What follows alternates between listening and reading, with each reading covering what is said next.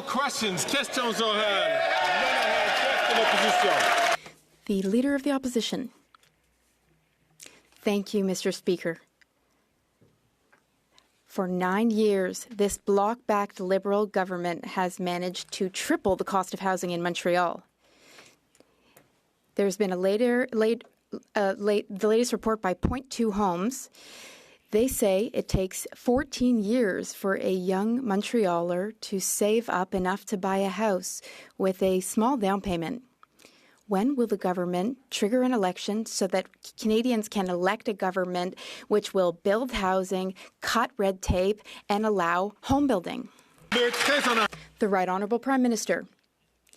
Mr. Speaker, thank you. What the Conservative leader does not seem to understand is that slogans don't build homes. Slogans don't meet Canadians' needs. What does help is hard work, real solutions.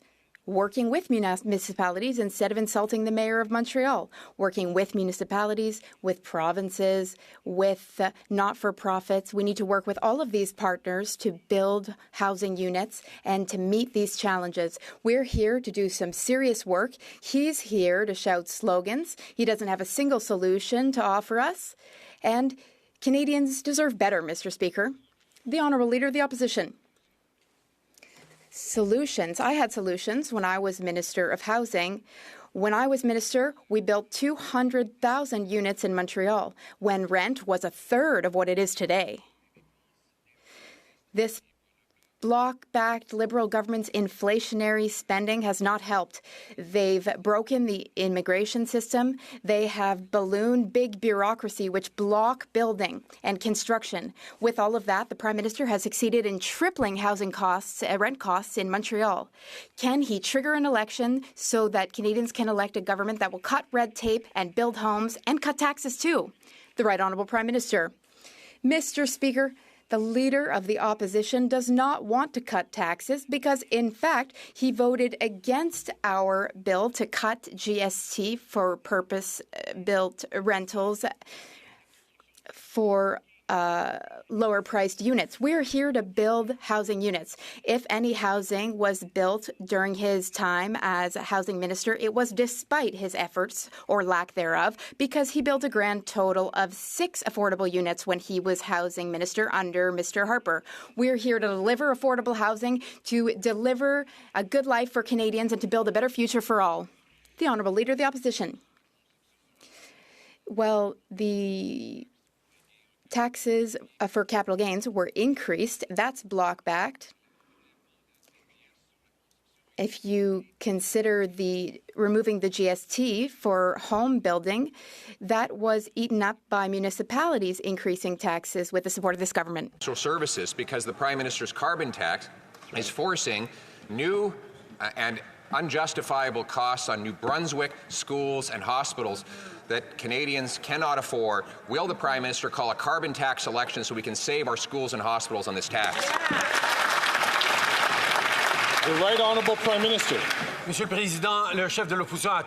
Speaker, the Leader of the Opposition started by talking about his opposition to new taxes on capital gains because, once again, the Conservatives are here to defend the ultra-wealthy and cut services for everyone else. Talked again about his opposition to our bringing in an increase on capital gains, because we know that asking the wealthy to do a little more so we can deliver more homes for young Canadians to build that future is what we need to do. But the Conservatives continue to be there with cuts for taxes for the wealthiest, cuts of services for everyone else. That's right. The Honourable Leader of the Opposition. The Prime Minister is hiking taxes on home builders, on doctors, on job creators, and on farmers. And he's also raising taxes on hospitals and schools.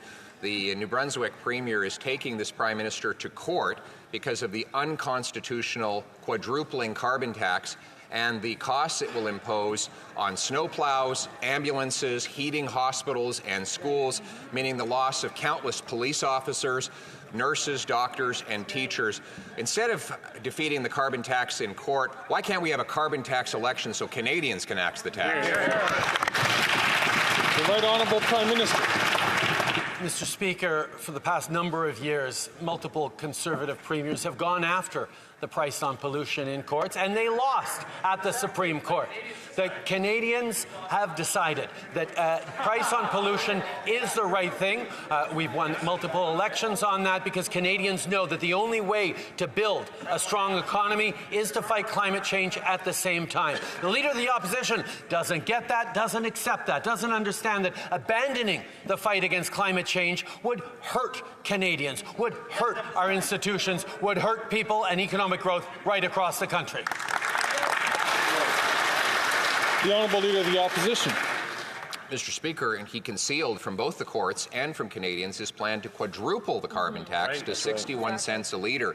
Now, Premier Scott Moe of Saskatchewan says that this will hit schools with $204 million in carbon taxes and hospitals with $175 million in carbon taxes, meaning we will lose doctors, teachers, and other necessary workers serving Canadians.